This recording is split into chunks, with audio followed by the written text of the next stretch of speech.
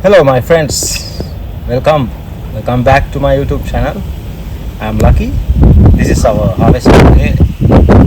Yellow cucumber. I mentioned previous video, so you guys can watch it, enjoy it. Very delicious, good for kidneys and kidney stone. Recommend. So, if you have a chance, eat. One of my favorite foods, yellow cucumber, because it's good for various kind of healing things to our bodies. And actually my mother makes very well. I cannot do like this way, but I'm going to try it. I tried once. It's not much delicious as my mother's curry, yellow cucumber curry.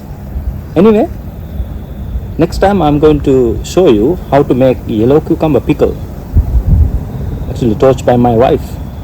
So enjoy it. Next time let's make it yellow cucumber pickle. And please subscribe. My name is Lucky. Welcome to my YouTube channel. See you again.